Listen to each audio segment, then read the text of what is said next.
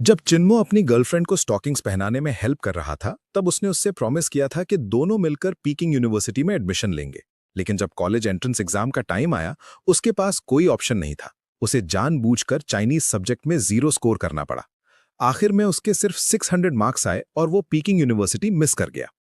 उसकी गर्लफ्रेंड सीधा अब्रॉड पढ़ने चली गई, लेकिन उसे कभी पता नहीं चला कि चिन्मो खुद कॉलेज भी नहीं जा पाया। उसे मजबूरन पढ़ाई छोड़नी पड़ी और वो फूड डिलीवरी का काम करने लगा। उस रात चिन्मो अपना थका हुआ बॉडी लेकर डिलीवरी करने निकला। जब वो अपने लास्ट ऑर्डर के रास्ते में था, तब अचानक एक रेंज रोवर ने उससे टक्कर मार दी। उसके तुरंत बाद रेड हाई हील्स पहनी एक लड़की जल्दी से उसके पास आई और झुककर बोली, तुम ठीक हो? मैंने जानबूझकर नहीं किया। फिर उसने अपना गुची हैंडबैग खोला और काफी सारे पैसे निकाले, लगभग 2-3 हज़ार युआन। ये पहले ले लो और पास के हॉस्पिटल जाके चेकअप करा लो। देखो कहीं चोट तो नहीं लगी। मुझे अभी बहुत अर्जेंट काम है, उसने कहा। ये बोलकर उसने पैसे चिन्मो के हाथ में थमा दिए और जाने लगी। लेकिन 2 कदम चलने के बाद वो वापस मुड़ गई, दोबारा झुकी और अपने बैग से पेन निकालकर एक स्टिकी नोट पर नंबर लिखा। उसने अपना आईडी कार्ड और नोट दोनों उसके हाथ में देते हुए कहा, अगर कुछ भी हो मुझे कभी भी कॉल कर लेना। मेरा नाम शिन्यू चू है। जब तक चिन्मो ने नीचे देखकर आईडी चेक की, तब तक वो जा चुकी थी। पूरी बात शायद 8 मिनट भी नहीं चली। कुछ ही लफ्जों में सब खत्म हो गया और व्हाइट रेंज रोवर वहां से निकल गई। चिन्मो मुश्किल से खड़ा हुआ। अपनी लास्ट डिलीवरी कंप्लीट करके वो अकेले अपनी इलेक्ट्रिक बाइक से घर लौट गया। रात काफी हो चुकी थी। थोड़ी देर सोचने के बाद उसने उस नंबर पर कॉल किया। पहली कॉल का कोई जवाब नहीं आया। 8 मिनट बाद उसने फिर कॉल किया। इस बार कॉल तुरंत कट हो गई। फिर भी उसने हार नहीं मानी और तीसरी बार कॉल किया। इस बार कॉल कनेक्ट हो गया और सामने से इरिटेट हुई लड़की की आवाज आई। कौन है? जो कहना है जल्दी बोलो। चिन्मो ने पोलाइटली कहा, अभी थोड़ी देर पहले आपने मुझे कार से हिट किया था। Sorry, I am so sorry. वो मेरी गलती थी, मैं बहुत सॉरी हूं। तुम अभी किस हॉस्पिटल में हो? चेकअप कराया? डॉक्टर ने क्या बोला? उसकी आवाज सुनकर चिन्मो को थोड़ा बेटर फील हुआ। मैं ठीक हूं, बस मेरी इलेक्ट्रिक बाइक का आउटर पार्ट थोड़ा क्रैक हो गया है। बस तुम ठीक हो वो इंपॉर्टेंट है। बाइक का कितना खर्चा आएगा मैं पे कर दूंगी। चिन्मो ने कहा, आपने जो पैसे दिए हैं वो काफी है रिपेयर के लिए। आपका आईडी मेरे पास है, क्या आप इसे लेने आ सकती हैं? लड़की ने थोड़ी हेजिटेशन के साथ पूछा, क्या मेरा कोई फ्रेंड आकर ले सकता है? मुझे अभी बहुत इंपॉर्टेंट काम है। चिन्मो ने हाँ कर दी और अपना एड्रेस दे दिया। कॉल कट होने के बाद वो एक वुडन स्टूल पर बैठ गया और अपने जख्मों पर ऑइंटमेंट लगाने लगा। लगभग आधे घंटे बाद किसी ने दरवाजा नॉक किया। चिन्मो उठकर लिविंग रूम में आया और दरवाजा खोला। बाहर 4 आदमी खड़े थे। जो आगे खड़ा था वो उसी की एज का लग रहा था, लगभग 20 साल का। पीछे के 3 आदमी काफी स्ट्रांग और बल्की थे। आगे वाले ने उससे देखा और पूछा, तुमने ही कॉल किया था? चिन्मो कुछ बोल पाता उससे पहले ही वो आदमी इम्पेशेंट होकर बोला, शिन्यू का आईडी है तुम्हारे पास या नहीं? चिन्मो कुछ कह ही नहीं पाया था कि उसने सीधा उसके फेस पर पंच मार दिया। फिर उसने उसके पेट पर जोर से किक मारी। चिन्मो समझ ही नहीं पाया कि क्या हो रहा है, तब तक वो जमीन पर गिर चुका था। उस आदमी का पांव सीधा उड़कर चिन्मो पर आया। तुरंत ही चिन्मो के मुंह में खून का टेस्ट आ गया। पास वाले कमरे का रूममेट लू चोंग, जो अक्सर उसके साथ ड्रिंक करता था, अपना डोर खोला, एक नजर डाली और तुरंत बंद कर दिया। वो आदमी आगे बढ़ा और अपने लेदर शूज से चिन्मो के हाथ पर पैर रख दिया। फिर ठंडी आवाज में बोला, आईडी कहाँ है? चिन्मो बोलना चाहता था, लेकिन उसका आधा चेहरा सुन्न हो चुका था और वो कुछ कह नहीं पाया। आदमी ने पीछे खड़े 3 लोगों से कहा, अंदर जाओ, ढूंढ के लाओ। बेडरूम के टेबल पर आईडी कार्ड और नोट रखा था। उनमें से एक गुंडा अंदर गया, जल्दी से ढूंढकर ले आया और उस आदमी को दे दिया। आदमी ने आईडी देखा, सेटिस्फाई हुआ और अपनी पॉकेट में रख लिया। उसी वक्त जो पांव चिन्मो के हाथ पर था और जोर से दबा दिया। वो ठंडी आवाज में बोला, अंधा है क्या? इतने लोगों में से तुझे उसी को काम करना था? सीधी बात समझ ले, अगर उस औरत को दोबारा डिस्टर्ब किया ना, जान से मार दूंगा। ये बोलकर उसने चिन्मो को फिर से जोर से किक मारा और निकलने लगा। लेकिन दरवाजे तक पहुंचकर अचानक रुक गया, जैसे कुछ याद आया हो। फिर वापस बेडरूम में गया, चिन्मो का फोन उठाया और उसके सामने ही जमीन पर जोर से पटक दिया। उन्होंने इंश्योर किया कि फोन बिल्कुल टूट जाए, तब जाकर वो लोग स्टाइल से निकल गए। उनके जाने के बाद चिन्मो अकेला बेड के किनारे बैठा था, हाथ में सस्ती सी सिगरेट जल रही थी। उसे समझ नहीं आ रहा था कि दुनिया हमेशा इतनी अनफेयर क्यों होती है, और उसे यह भी समझ नहीं आ रहा था कि लोग मास्क पहनकर क्यों जीते हैं, या उस लड़की ने उसके साथ ऐसा क्यों किया। उसने अपना आईडी क्यों छोड़ा और फिर लोग भेजकर उसे पिटवाया क्यों? क्यों? दिल में उसने कसम खाई, वो इसका जवाब जरूर ढूंढेगा। उसे सच जानना ही होगा। बाहर बारिश और तेज हो रही थी, जैसे रात भर रुकने वाली ही नहीं थी। अगली सुबह जब सूरज निकलेगा, इस शहर में एक और भटकता हुआ चिन्मो होगा। सुबह की पहली रोशनी विंडो से अंदर आई। चिन्मो ने अपना सारा सामान एक सूटकेस में पैक कर लिया था। आज वो उस रेंटेड रूम को छोड़ रहा था। कल रात के इंसिडेंट के बाद लैंडलॉर्ड को लगा कि वो गलत लोगों के चक्कर में पड़ गया है, इसलिए अब उसे रूम नहीं दिया जा रहा था। सूटकेस उसकी पुरानी इलेक्ट्रिक स्कूटर पर रखा था। उसके पास सिर्फ 2600 युआन बचे थे, वो पैसे जो उस लड़की ने कल बारिश में उससे दिए थे। पिछले महीने की सैलरी उसने पूरी की पूरी घर भेज दी थी, अपने फादर के ट्रीटमेंट के लिए। खुद के लिए थोड़े पैसे रखे थे। उन 2600 में से 800 उसने एक नया स्मार्टफोन खरीदने में लगा दिए ताकि वो डिलीवरी का काम कंटिन्यू कर सके। बाकी बचे हुए पैसे रेंट के लिए थे। अगर शाम तक नया रूम नहीं मिला तो आज रात उसे फ्लाईओवर के नीचे सोना पड़ेगा। उसने नया फोन ऑन किया और सिम कार्ड डाला।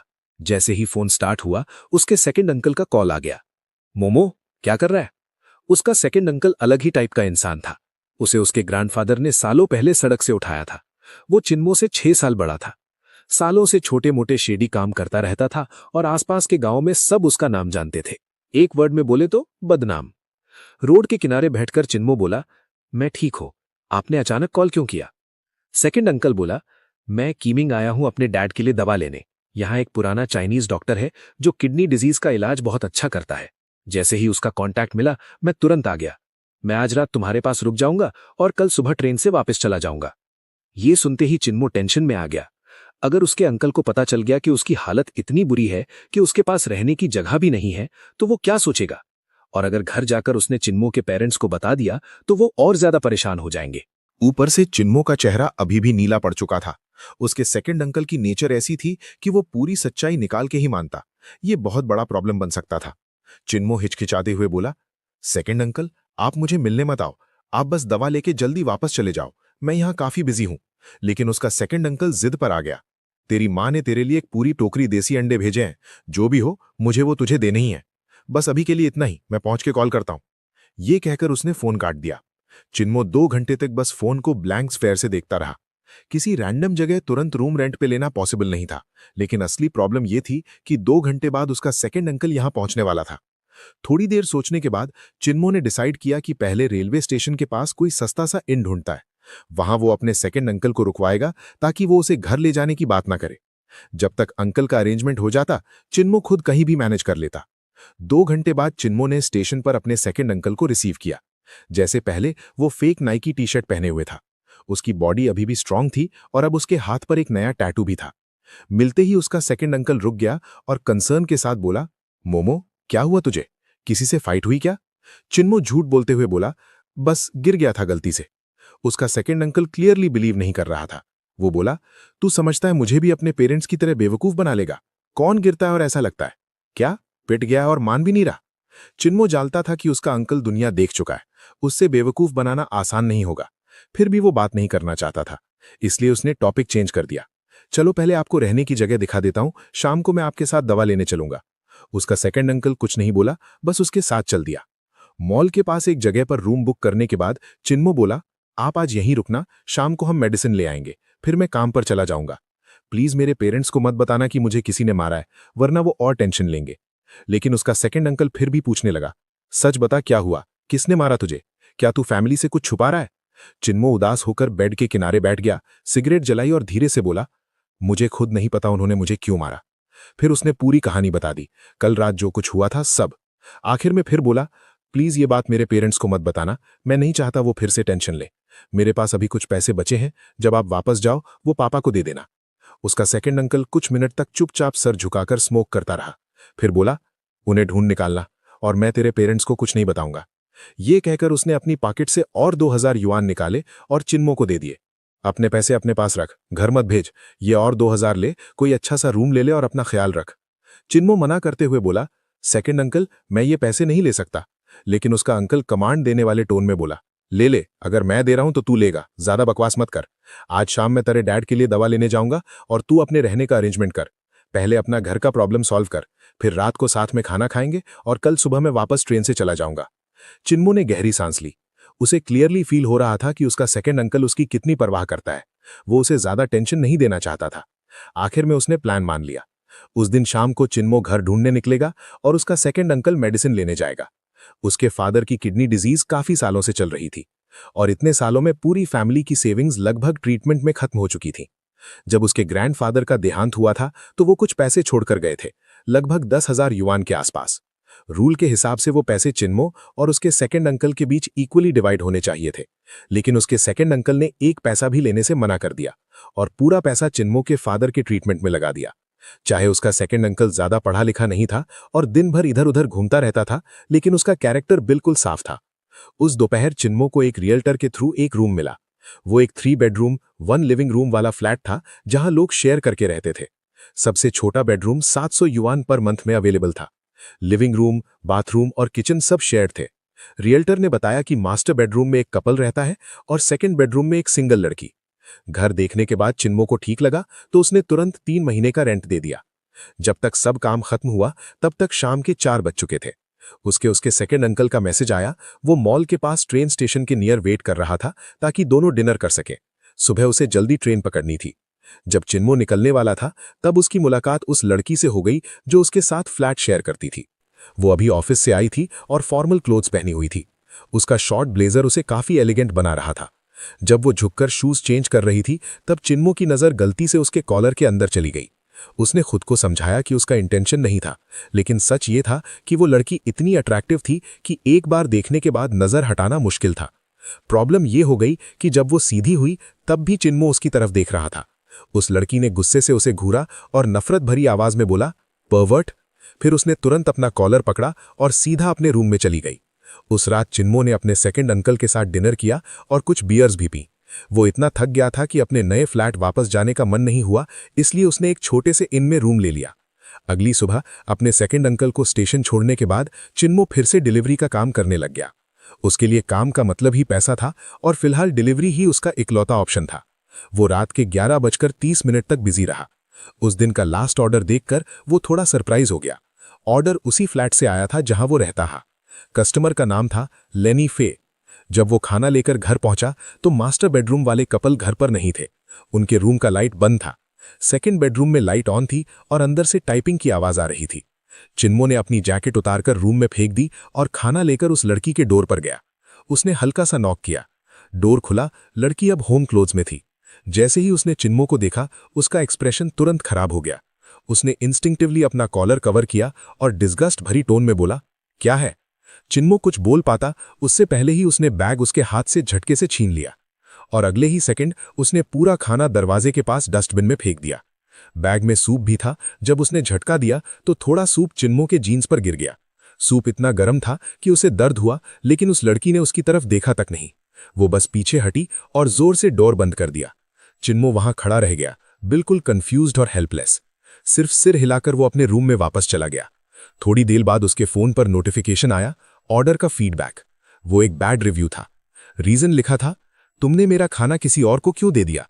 तुम इतने इररिस्पॉन्सिबल कैसे हो सकते हो? चिन्मो स्क्रीन को घूरता रह गया। उसे सब कुछ बिल्कुल बेकार और अपसर्ड लगा। एक बैड रिव्यू का मतलब था उसकी सैलरी से सीधा 300 युआन का कट। वो सुबह से रात तक जान तोड़ मेहनत करे, तब भी एक दिन में 300 युआन मुश्किल से कमाता था। और यहाँ पूरा दिन कुत्ते की तरह काम करने के बाद एक ही बैड रिव्यू ने उसे वापस जीरो पर ला दिया। बेड के किनारे बैठकर सिगरेट पीते हुए चिन्मो बस अपनी बेकार जिंदगी पर सांस भरकर रह गया। टाइम बीतता गया। वेंसडे के दिन दोपहर के आसपास अचानक उसके सेकंड अंकल का कॉल आया। पहले तो उसे लगा घर की बात होगी। उसने अपनी इलेक्ट्रिक बाइक साइड में लगाई और बोला, सेकंड अंकल, क्या हुआ? मैं अभी डिलीवरीज के बीच में हूं, बाद में कॉल कर लूं? उसका सेकंड अंकल बोला, मैं चिंग रोड और रेनमैन रोड के इंटरसेक्शन पर तेरा वेट कर रहा हूं। ये डिलीवरी फिनिश कर और नए ऑर्डर्स लेना बंद करके सीधा यहां आ जा। चिन्मो को लगा शायद उसने गलत सुना। आप कहां हो? सेकंड अंकल बोला, लिटिल गार्डन, वही जगह जहां तूने बोला था एक्सीडेंट हुआ था। आ और मुझे एग्जैक्ट दिखा कहां रेंज रोवर ने तुझे हिट किया। तुम क्या करने वाले हो? चिन्मो को तुरंत समझ आ गया कि उसका सेकंड अंकल कुछ करने वाला है। तुम तो घर वापस चले गए थे ना, फिर कुनमिंग वापस क्यों आए? सेकंड अंकल बोला, मैं तेरा हिसाब सेटल करने आया हूं। तू आना चाहे तो आ, वरना मैं कैमरा से फुटेज निकलवा लूंगा। बस थोड़ा ज्यादा टाइम लगेगा। चिन्मो बिल्कुल चुप हो गया। उसे पता था उसका सेकंड अंकल कैसा इंसान है। रुको, मैं आ रहा हूं, वहां मिलते हैं। आधा घंटा बाद चिन्मो सच में लिटिल गार्डन के पास उससे मिलने पहुंच गया। उसका सेकंड अंकल रोड के किनारे स्क्वाट करके बैठा था और आसपास के सीसीटीवी कैमरास को देख रहा था। चिन्मो को समझ नहीं आ रहा था उसके दिमाग में क्या चल रहा है। जैसे ही उसने चिन्मो को देखा, उसने उसे एक सिगरेट दी और पूछा, एग्जैक्टली कहाँ हिट हुआ था? चिन्मो ने करेक्ट किया, मुझे हिट नहीं किया था, रेंज रोवर टर्न ले रही थी और मैं उससे टकरा गया था। उसका सेकंड अंकल गाली देते हुए बोला, कौन नहीं जानता कि टर्न लेने वाली गाड़ी को सीधा आने वाली ट्रैफिक को रास्ता देना होता है, बस डायरेक्शन बता। चिन्मो ने रोड के उस पार इशारा करके कहा, वहां। फिर बोला, सेकंड अंकल रहने दो ना, हम यहां के नहीं हैं, जितना दूर रहे उतना अच्छा है। उसका सेकंड अंकल आधी जली सिगरेट जमीन पर फेंक कर पैर से कुचल दिया। फिर बोला, समझ गया, जब उस रेंज रोवर का नंबर मिल जाएगा मैं उन लोगों को भी ढूंढ निकालूंगा जिन्होंने तुझे मारा। तू अपना काम कर। ये कहकर वो बिना पीछे देखे चल दिया। चिन्मो ने पीछे से आवाज लगाई, सेकंड अंकल, मैं पेरिस कॉम्प्लेक्स में रह रहा हूं, आज रात आओगे? बिना मुड़े उसने जवाब दिया, नहीं रुकूंगा, मेरी चिंता मत कर। चिन्मो बस उसे भीड़ में गायब होता देखता रह गया। उसके दिल में अजीब सी बेचैनी होने लगी। उसका सेकंड अंकल नहीं जानता था कि वो लोग कितने डेंजरस हैं। रेंज रोवर चलाना, गुची बैग्स यूज करना, ये सब दिखाता था कि वो लोग पावरफुल और पैसे वाले हैं। ऐसे लोगों के पीछे पड़ना मतलब खुद मुसीबत बुलाना। लेकिन चिन्मो जानता था कि वो अपने सेकंड अंकल को नहीं रोक सकता। अब वो बस टेंशन ले सकता था और कुछ नहीं। 3 दिन बाद रात को चिन्मो को फिर उसके सेकंड अंकल का कॉल आया, 30 मिनट के अंदर सेंट्री सिटी के पार्किंग लॉट में आ जा, मैं यहीं वेट कर रहा हूं। जब चिन्मो वहां पहुंचा, उसने देखा कि उसका सेकंड अंकल एक कोने में फ्लावर बेड के पास चुपचाप बैठा है और थोड़ा सा आगे वही व्हाइट रेंज रोवर खड़ी थी। उसके साइड पर वो स्क्रैच मार्क्स अभी भी थे। चिन्मो सच में शॉक हो गया। उसे समझ नहीं आ रहा था कि उसके सेकंड अंकल ने इतनी जल्दी उस गाड़ी को कैसे ढूंढ लिया। बेचैन होकर उसने तुरंत कहा, सेकंड अंकल रहने दो ना, इससे और बड़ा मत बनाओ, चिन्मो ने कहा। लेकिन उसका सेकंड अंकल सीधी आवाज में बोला, नहीं, आज रात इसका हिसाब बराबर करेंगे। चिन्मो ने आसपास देखा। रात के 8 के बाद भी जगह काफी क्राउडेड थी। ये बिल्कुल भी सही जगह नहीं थी किसी से बदला लेने के लिए। उसके सेकंड अंकल ने उसे एक महंगी सिगरेट्स का पैकेट दिया और पास खड़ी एक ब्लैक संताना की तरफ इशारा करके बोला, अंदर बैठ, शांत रहे और वेट कर। जैसे ही चिन्मो कार में बैठा, उसकी नर्वसनेस और बढ़ गई। वो संताना कम से कम 10 साल पुरानी थी और काफी टूटी फूटी थी। ड्राइवर सीट के पास एक स्टील पाइप सीधा खड़ा था, जिसका एक एंड बैंडेज से लपेटा हुआ था। क्लियरली आज रात के लिए रेडी किया गया वेपन। चिन्मो बिल्कुल काम नहीं हो पा रहा था। हाँ, उसे उन लोगों से नफरत थी जो उसे मार के गए थे, लेकिन सच में किसी को वापस मारना, ये सोचकर ही वो डर रहा था। उसने फिर से अपने सेकंड अंकल को रोकने की कोशिश की, लेकिन उसने बिल्कुल इग्नोर कर दिया। चिन्मो की बात जैसे हवा में ही रह गई। लगभग 9:15 बजे उनका टारगेट फाइनली आ गया। वही आदमी जो उस रात चिन्मो को मार के गया था, और साथ में थी शिन्योचू। दोनों side by side range rover की तरफ चल रहे थे। शिन्योचू के हाथ में फिर से गुची बैग था, लेकिन वो वाला नहीं जो उस रात था। वो आदमी ड्राइवर साइड पर गया और डोर खोला। सेकंड अंकल ने ठंडी आवाज में पूछा, यही दोनों? चिन्मो बोला, छोड़ दो ना। सेकंड अंकल थोड़ा इरिटेट होकर बोला, बकवास बंद कर, सीधा हाँ या ना बोल। चिन्मो ने गहरी सांस ली और धीरे से बोला, हाँ। सेकंड अंकल ने कुछ नहीं कहा, बस उसकी नजर रेंज रोवर पर टिकी रही। रेंज रोवर स्टार्ट हुई और धीरे से पार्किंग से निकली। सेकंड अंकल ने भी संताना स्टार्ट की और उसके पीछे लग गए। पूरी ड्राइव के दौरान चिन्मो का टेंशन पीक पर था। उसे अच्छी तरह पता था कि उसका सेकंड अंकल क्या कर सकता है। रेंज रोवर आगे बढ़ती गई, कई टर्न्स लिए। सेकंड रिंग रोड से निकलकर एक रिलेटिवली सूना सा रोड पकड़ लिया। बस यही मौका था। सेकंड अंकल ने अचानक स्पीड बढ़ाई, रेंज रोवर को ओवरटेक किया और स्टीयरिंग जोर से घुमा दी। उसने गाड़ी को तेज से काटकर उसके सामने लगा दी और ब्रेक मार दी। संताना रोड के बीच में एंगल में खड़ी हो गई, पूरी तरह से रेंज रोवर का रास्ता ब्लॉक कर दिया। सच कहे तो रेंज रोवर की ब्रेकिंग अच्छी थी, वरना किसी और गाड़ी में एक्सीडेंट हो जाता। गाड़ी रुकने के बाद सेकंड अंकल तुरंत बाहर नहीं निकला। आराम से उसने सिर झुकाकर सिगरेट जलाई। रेंज रोवर का ड्राइवर, वही आदमी, गुस्से में बाहर निकला। वो सीधा संताना के ड्राइवर डोर के पास आया और जोर से किक मारी। गाड़ी चलानी आती भी है या नहीं? वो गाली देते हुए चिल्लाया। सेकंड अंकल ने सिगरेट होठों में दबाई, राइट हैंड में स्टील पाइप पकड़ा, लेफ्ट हैंड से डोर अनलॉक किया और अचानक डोर जोर से खोला। बाहर खड़ा आदमी सीधा डोर से टकरा गया और पीछे हिल गया। सेकंड अंकल बिना एक शब्द बोले बाहर निकला। उसने सीधा स्टील पाइप उस आदमी के सर पर घुमा दिया। आदमी ने इंस्टिंक्टिवली अपना हाथ उठाकर ब्लॉक किया, लेकिन उसे संभलने का मौका भी नहीं मिला। सेकंड अंकल ने उसके पेट पर जोर से किक मारी। वो 2 कदम पीछे गया और फुटपाथ से टकराकर गिर गया। सेकंड अंकल का प्रेजेंस इतना हैवी था कि आदमी बिल्कुल डर गया। जमीन पर पड़े हुए उसका चेहरा सफेद पड़ गया। अभी तक जो एटीट्यूड था वो बिल्कुल गायब हो चुका था। शिन्यूचू पैसेंजर साइड से बाहर आई और जल्दी से उस आदमी के पास गई। वो झुककर पूछने लगी, तुम ठीक हो? कहीं चोट तो नहीं लगी? फिर उसने सिर उठाया, सेकंड अंकल की तरफ देखा और गुस्से में बोली, तुम क्या कर रहे हो? लोगों को क्यों मार रहे हो? उसके सेकंड अंकल ने सिगरेट को अपने लेफ्ट हैंड की उंगलियों के बीच पकड़ा, पीछे मुड़े बिना ही बोला, मोमो इधर आ, बता इसे कैसे हैंडल करना है। चिन्मो कांपते हुए उसके पास आया और धीरे से बोला, सेकंड अंकल रहने दो, इससे ऑलरेडी मार लग चुकी है, चलो यहां से। शिन्यूचू ने पूछा, तुम लोग कौन हो? उसने चिन्मो को पहचाना ही नहीं। सोचा जाए तो यह नॉर्मल था। उस रात बारिश हो रही थी, रात भी काफी हो चुकी थी और चिन्मो डिलीवरी यूनिफॉर्म, हेलमेट और बाइक पर था। उसका याद न रहना नेचुरल था, लेकिन इस वक्त वो दोनों को घबराहट के साथ देखकर बोली, तुम लोग चाहते क्या हो? सेकंड अंकल ने उसकी तरफ ध्यान ही नहीं दिया। उसने सिगरेट का एक और ड्रैग लिया, फिर उसे जमीन पर फेंका, स्टील पाइप पकड़ा और धीरे से झुक गया। पाइप का नीचे वाला हिस्सा उस आदमी यानी शिन्यू के साथी की थाई पर दबा दिया। चिन्मो समझ गया कि वो जानबूझकर जोर लगा रहा है। आदमी का चेहरा दर्द से टेढ़ा हो गया, लेकिन वो चीखा नहीं, काफी टफ था। उसका चेहरा देखकर सेकंड अंकल थोड़ा सैटिस्फाई लग रहा था। वो बोला, तुमने मोमो को मारा और उसका फोन तोड़ा, अब सीधा डील करता हूं। 5000 युआन अभी ट्रांसफर करो। पैसा दिया, बात खत्म। फिर ठंडी हंसी के साथ बोला, अगर नहीं दिया तो आज रात यहां से ठीक ठाक नहीं जा पाओगे। शिन्यूचू क्लियरली डर गई थी। उसने तुरंत अपना बैग खोला और ऑलमोस्ट रिक्वेस्ट करते हुए बोली, प्लीज उसे मत मारो, मैं पैसे देती हूं। उसने बैग से कैश निकाला और बिना गिने सीधा उसके सेकंड अंकल को दे दिया। मुझे नहीं पता कितना है, सब ले लो।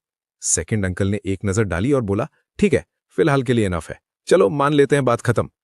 पैसे होने का मतलब ये नहीं कि तुम किसी को बुली करो, याद रखना। अगर फिर भी प्रॉब्लम है मुझे ढूंढ लेना, मेरा नंबर याद रख, 1356778899। कोई दिक्कत हो तो कॉल करना। ये कहकर उसने स्टील पाइप साइड में रखा और चिन्मो से बोला, मोमो चलो, अगर दोबारा तुझे तंग किया तो मैं इसे छोड़ूंगा नहीं। चिन्मो अभी भी थोड़ा शॉक में था। यही उसके सेकंड अंकल का तरीका था काम करने का। जब वो जाने लगा, उसने छुपकर 2 बार शिन्यूचू की तरफ देखा। वो सच में बहुत खूबसूरत थी, इतनी कि कुछ पल के लिए वो शब्द ही नहीं ढूंढ पाया। और जब चिन्मो उसे देख रहा था, वो भी उसे देख रही थी। जैसे ही दोनों की नजर मिली, चिन्मो को शर्म आ गई और उसने तुरंत नजर हटा ली। फिर वो कार में बैठ गया। सेकंड अंकल ने उसकी टेंशन नोटिस की, थोड़ी इरिटेटेड टोन में बोला, क्या हुआ, अब डर लग रहा है? हिम्मत हार गया? इंसान ही तो है सब, 2 कंधे एक सर, डर किस बात का? अगर आदमी है तो सामने खड़ा हो और वापस लड़। सच ये था कि चिन्मो थक चुका था। कुनमिंग में इतने सालों से स्ट्रगल करते हुए वो हमेशा एक आउटसाइडर की तरह जीता रहा था। ना उससे झगड़े चाहिए थे, ना लड़ाई। उसे बस अपना काम करना था, पैसे कमाने थे, घर भेजने थे और एक दिन इतना सेव करना था कि वो अपने फादर का किडनी ट्रांसप्लांट करा सके। चिन्मो चुप रहा तो उसका सेकंड अंकल थोड़ा सॉफ्ट हुआ। चल इतना उदास मत हो, बड़ी बात नहीं है। अगर वो फिर से आया तो मैं फिर हैंडल करूंगा, जब तक वो सीख नहीं लेता। नेक्स्ट इंटरसेक्शन पर उतर जाना, ये पैसे रख और संभाल के यूज कर। मैं कुछ दिन कुनमिंग में ही हूं, कुछ भी हो मुझे कॉल करना। ये कहकर उसने बिना पूछे ही सारे पैसे चिन्मो के हाथ में थमा दिए। चिन्मो जानता था उसके फादर के ट्रीटमेंट में इतना पैसा लग रहा था कि चिन्मो ने फॉर्मली मना करने का ड्रामा भी नहीं किया। टोटल मिलाकर थोड़ा सा 6000 युआन से ज्यादा था। उसने सब पैसे रख लिए और पूछा, आप घर नहीं जा रहे, फिर कुनमिंग में क्या कर रहे हैं? सेकंड अंकल ने बस इतना कहा, तू उसकी टेंशन मत ले, बस इतना समझ ले, मैं फूड डिलीवरी नहीं कर रहा। एक बात याद रख, अगर वो आदमी दोबारा तुझे तंग करे तो सीधा वापस मारना, डरना मत। चिन्मो और उसका सेकंड अंकल हमेशा अलग तरीके से जीते आए थे। इंटरसेक्शन पर उतरने के बाद चिन्मो अकेले रात के शहर में घूमता रहा। उसकी पॉकेट में हजारों युआन थे, लेकिन उसे लग रहा था कि ये पैसे बहुत आसानी से मिल गए हैं, इतनी आसानी से कि उसे अनईजी फील हो रहा था। एक पल के लिए उसने सोचा, क्या शिन्यूचू को कांटेक्ट करके पैसे वापस कर दे और समझा दे कि सब एक मिसअंडरस्टैंडिंग था। उसे पता था कि वो ऐसा क्यों सोच रहा है, क्योंकि वो एक सिंपल गरीब आदमी है जो ऐसे पंगे अफोर्ड नहीं कर सकता। और एक और वजह भी थी, उसके दिल के एक कोने में यह भी था कि शायद ये एक चांस हो शिन्यूचू को जानने का, या कम से कम उसके नजरों में गलत इमेज ना बने। लेकिन अगले ही पल उसने खुद पर ही हंस दिया। मैं और वो, इतनी खूबसूरत लड़की, एक तरह से गॉडेस जैसी, वो मुझे क्यों नोटिस करेगी? ये सोचकर उसने खुद पर ही कड़वी सी हंसी हंसी। पेरिस स्प्रिंग कॉम्प्लेक्स के गेट पर चिन्मो ने रोड साइड स्टॉल से 2 ग्रिल्ड चिकन विंग्स खरीदे। वो फुटपाथ पर बैठकर खाने लगा। एक स्ट्रे डॉग धीरे धीरे पास आया उसके फेंके हुए बोन्स के लिए। जैसे ही चिन्मो ने उसकी तरफ देखा, वो डर के पीछे हट गया। चिन्मो ने अपने हाथ के विंग्स के टिप्स तोड़कर उसकी तरफ फेंके। डॉग ने पहले स्मेल किया, फिर जल्दी से खा लिया। थोड़ा थोड़ा करके वो और पास आने लगा। आखिर में उसने डरना बंद कर दिया और उसके पास ही बैठकर बोन्स खाने लगा। उस पल चिन्मो को एक अजीब सी फीलिंग आई। इस अनजान शहर में वो और वो स्ट्रे डॉग एक जैसे ही थे। दोनों भटक रहे थे। दोनों सिर्फ एक वक्त की रोटी के लिए संभल संभल कर जी रहे थे। घर आकर चिन्मो ने देखा बाथरूम बिजी है, तो वो बालकनी में जाकर सिगरेट पीने लगा। जब वापस आया तब उसकी मुलाकात लिनी फे से हो गई, जो बाथरूम से टॉवल में बाहर आ रही थी। जैसे ही उनकी नजर मिली, उसने फिर से उसे गुस्से से घूरा। चिन्मो को समझ नहीं आ रहा था वो हर बार ऐसे क्यों रिएक्ट कर रही है। सिर्फ एक बार गलती से उसने देख लिया था, वो भी जानबूझकर नहीं। क्या इतनी बड़ी बात थी कि वो इतना इशू बना रही है? अगली सुबह चिन्मो ने थोड़ा रिलैक्स किया और लेट उठ गया। फिर उसने डिलीवरी ऐप खोला और ऑर्डर्स लेने लगा। पहला ही ऑर्डर काफी बड़ा था, 40 box meals, destination kitty international hotel. पहले तो उसे लगा शायद कोई MLM या ट्रेनिंग सेशन चल रहा होगा, लेकिन होटल के गेट पर सिक्योरिटी ने उसे रोका और बोला कि डिलीवरी अंदर अलाउड नहीं है, कस्टमर को नीचे आकर लेना पड़ेगा। मजबूरन चिन्मो ने कस्टमर को कॉल किया। एक लड़की ने फोन उठाया। उसने कहा फोन गार्ड को दे दो।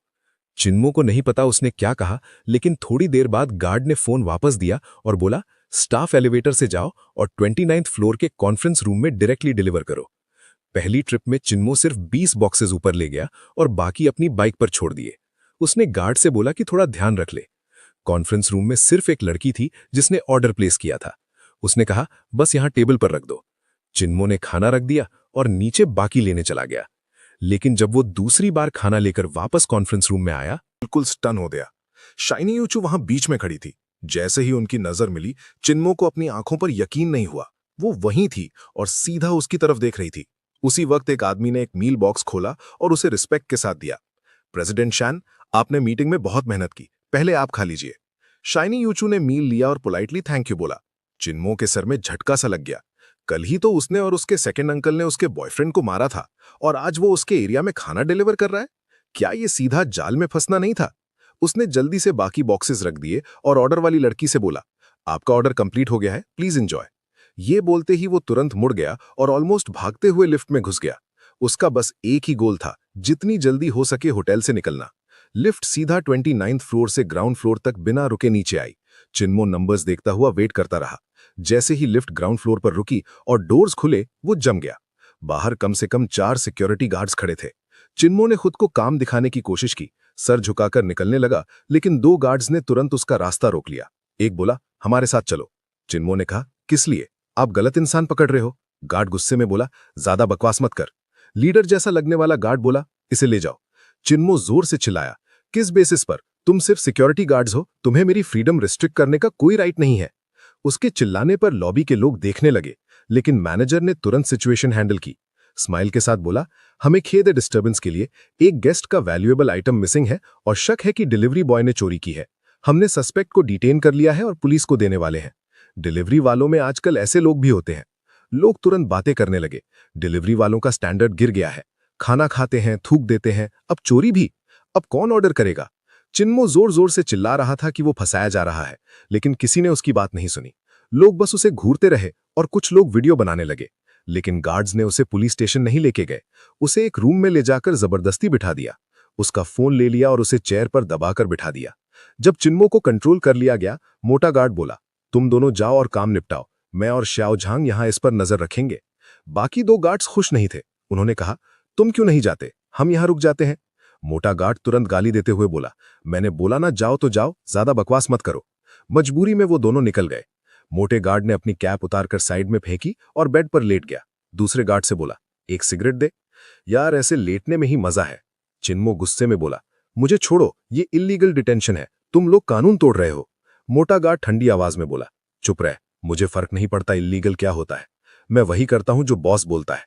अगर ज्यादा चिल्लाया और मेरी नींद खराब की, उसने अपने पांव की तरफ इशारा किया। ये जो मोजे हैं ना, 1 हफ्ते से नहीं धोए, सीधा तेरे मुंह में ठूस दूंगा। ये धमकी सुनकर, वो धमकी काफी थी, चिन्मो इतना डर गया कि उसने एक भी शब्द बोलने की हिम्मत नहीं की। उसे सच में लग रहा था कि वो गार्ड वैसे ही करेगा जैसे कह रहा है। 2 गार्ड बेड पर लेटकर सिगरेट पीते रहे। चिन्मो चुपचाप बैठा रहा, उसका दिल जोर जोर से धड़क रहा था। उसे बिल्कुल नहीं पता आगे क्या होने वाला है या कौन आने वाला है। कुछ देर बाद दोनों गार्ड्स वहीं सोते हुए सो गए। चिन्मो ने भागने की कोशिश की, लेकिन उसके हाथ और पैर चेयर से बंधे हुए थे। जितनी भी कोशिश की सब बेकार गई। शायद 3-4 घंटे बीत गए, फिर अचानक दरवाजा खुला। आवाज सुनते ही दोनों गार्ड्स उठकर सीधे खड़े हो गए। रूम में शाइनी यूचू एंटर हुई, उसके पीछे 5 लोग और थे। उनमें से एक वो लड़की थी जिसने ऑर्डर प्लेस किया था, एक लॉबी मैनेजर और 2 सिक्योरिटी गार्ड्स। जैसे ही गार्ड्स ने शाइनी यूचू को देखा, तुरंत रिस्पेक्ट से बोले, प्रेसिडेंट शैन। शाइनी यूचू ने भाव चढ़ाकर पूछा, इसे बांध क्यों रखा है? लॉबी मैनेजर ने तुरंत मोटे गार्ड को घूरा और डांटा, किसने बोला था इसे बांधने को? अभी के अभी खोलो। जब चिन्मो को खोला गया, शाइनी यूचू ने सबको ऑर्डर दिया, सब लोग बाहर जाओ, मेरी परमिशन के बिना कोई अंदर नहीं आएगा। लॉबी मैनेजर चमचागिरी करने लगा, प्रेसिडेंट शैन, मैं। लेकिन उसकी टोन इतनी स्ट्रिक्ट थी कि किसी ने और कुछ बोलने की हिम्मत नहीं की। सब लोग एक एक करके ऑकवर्डली रूम से बाहर निकल गए। शाइनी यूचू ने चिन्मो की तरफ देखा और पूछा, तुम्हारा यू के साथ क्या प्रॉब्लम है? कल तुमने इतनी बुरी तरह क्यों मारा? तब चिन्मो को पता चला उस आदमी का नाम यू है। चिन्मो ने सीधा जवाब दिया, ड्रामा करने की जरूरत है? तुम्हें नहीं पता क्यों मारा गया? शाइनी यूचू ने थोड़ी सुपीरियॉरिटी वाली टोन में कहा, तुम लोगों को लगता है रोज लड़ना ही सल्यूशन है, बैठ के बात नहीं कर सकते? आज तुम उसे मारते हो, कल वो तुम्हें मारेगा, इससे क्या सॉल्व होता है? मुझे पता है यू का टेम्पर थोड़ा एरोगेंट है, लेकिन इतनी छोटी बात पर तुम लोग ऐसे लड़ते हो, समझ नहीं आता। तब चिन्मो को समझ आया, शाइनी यूचू उसे एक स्ट्रीट थग समझ रही है। उसने सीधा पूछा, तुम मेरी बात सुनोगी? लेकिन शाइनी यूचू ने सीधा मना कर दिया, मैंने तुम्हें यहां सिर्फ एक बात कहने के लिए रोका है, रात में मेरे रास्ते में आना बंद करो। अगर पैसे चाहिए सीधा मांग लो, उसे तंग मत करो। ये सुनकर चिन्मो का गुस्सा फट गया, तुमने मुझे 3-4 घंटे यहां बांध के रखा, मेरा पूरा काम खराब कर दिया सिर्फ ये बकवास बोलने के लिए। शाइनी यूचू ने जवाब दिया, तो और क्या बोलूं? चिन्मो का गुस्सा और बढ़ गया। अच्छा, तुमने अपनी बात कह दी, अब मेरी सुनो। जो पहला बॉक्स मील मैं आज डिलीवर करके गया था, वो तुमने खाया ना? मैं तुम्हें बता देता हूं, मैं उसमें से पहले ही कई बाइट्स ले चुका हूं। जो तुमने खाया वो मेरा लेफ्ट ओवर था, मैं उसमें थूक भी चुका था। शाइनी यूचू की आंखें शौक से खुल गई। अगला ही सेकंड उसने अपना मुंह बंद किया और सीधा वॉशरूम की तरफ भागी। चिन्मो को अंदर से एक अजीब सा सैटिस्फैक्शन मिला। उसने अपना फोन उठाया और फुल एटीट्यूड के साथ रूम से बाहर निकल गया। बाहर लॉबी मैनेजर और गार्ड्स खड़े थे, सब उसे अजीब नजर से देख रहे थे, लेकिन चिन्मो को कोई फर्क नहीं पड़ा। वो ऐसे वॉक कर रहा था जैसे पूरा होटल उसका हो। जितना वो इस बारे में सोचता, उतना ही उसे अच्छा लग रहा था, और वो सीधा होटल से बाहर निकल गया। उस वक्त डिनर रश स्टार्ट हो रहा था। वो प्लान कर रहा था कि वापस डिलीवरी ऑर्डर्स लेने लगे, लेकिन पता चला कि उसका अकाउंट पहले ही सस्पेंड हो चुका था। उसने कस्टमर सर्विस से कांटेक्ट किया पूछने के लिए कि क्या चल रहा है, और उन्होंने बताया कि शायद वो किसी थेफ्ट केस से जुड़ा हुआ है, इसीलिए उसका कुरियर स्टेटस टेम्परेरीली रिवोक कर दिया गया है। सीधी भाषा में बोले तो उसे नौकरी से निकाल दिया गया था। चुनमो को समझ ही नहीं आ रहा था कि उसने आखिर किसको ऑफेंड कर दिया। क्या फूड डिलीवर करना ऑलरेडी इनफ मुश्किल नहीं था? आखिर में वो बिना वजह इन लोगों के साथ एक बड़ा झगड़े में फंस गया। गुस्से में उसने मुड़कर किटी इंटरनेशनल होटल की तरफ देखा, एक तीखी नजर डाली और जमीन पर जोर से थूक दिया। अगला ही सेकंड होटल के सिक्योरिटी गार्ड्स भागते हुए बाहर आए और चिल्लाए, पकड़ो उसे, भागने मत दो। उसने सिर्फ एक बार थूका था और वो लोग उसे पकड़ने के लिए पीछे पड़ गए। चुनमो तुरंत मुड़कर भागा, लेकिन ज्यादा दूर नहीं जा पाया। गेट के पास खड़े एक गार्ड ने उसे जोर से लात मारी और वो जमीन पर गिर गया। उसके बाद बाकी सब गार्ड्स उस पर टूट पड़े और उसे दबा दिया। इस बार वो चुनमो को होटल के अंदर नहीं ले गए, सीधा उसे एक ब्यूइक वैन में ढकेल दिया गया।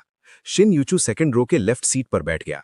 चुनमो जिसके हाथ और पैर बंधे हुए थे, उसे राइट सीट पर फेंका गया। ये देखकर कि वो स्ट्रगल ना करे, उन्होंने उसके बॉडी के अराउंड 2 और रस्सी के चक्कर लगा दिए। 2 गार्ड्स थर्ड रो में बैठे और एक फ्रंट सीट पर। चुनमो तुरंत टेंस हो गया। उसने शिन यूचू की तरफ मुड़कर पूछा, तुम लोग क्या करने वाले हो? मैंने बस तुम्हारा थोड़ा सा लंच खाया था, क्या तुम सच में मुझे मार दोगे उसके लिए? चुप रहो। शिन यूचू ने घिन से उसकी तरफ देखा।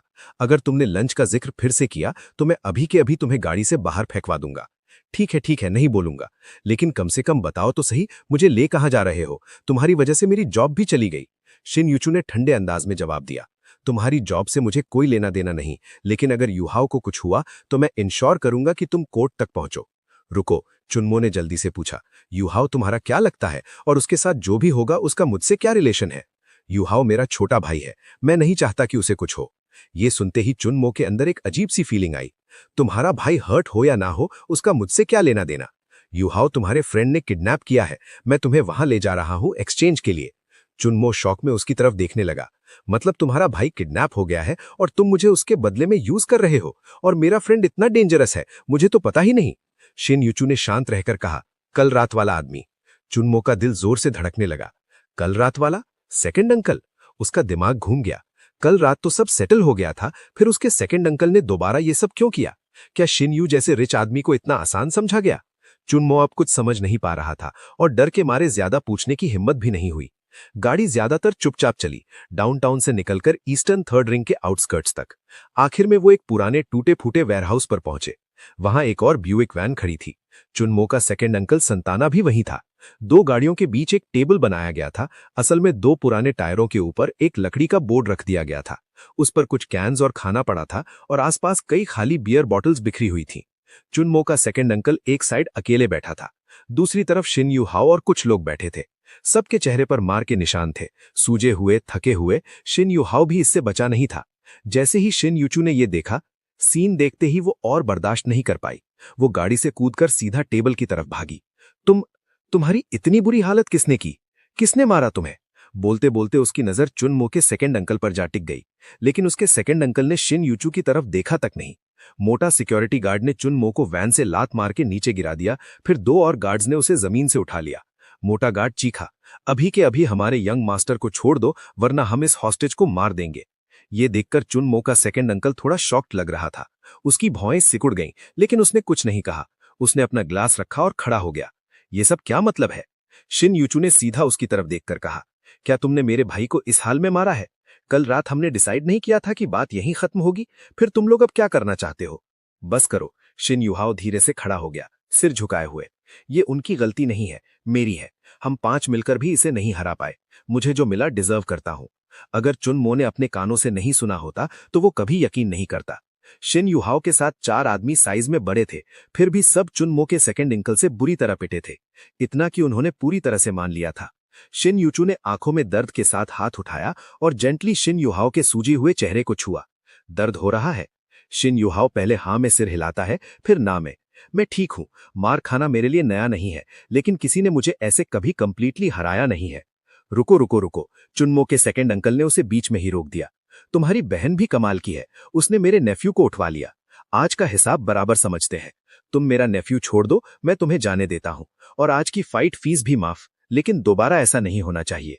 शिन यूचू के सामने अपनी ताकत दिखाने के लिए मोटा गार्ड ने स्लीव्स चढ़ाई और प्रेसिडेंट शान बोला, प्रेसिडेंट शान, ये लोग बहुत ज्यादा ओवर हो रहे हैं, मुझे अलाउ कीजिए, मैं इसे सबक सिखाता हूं।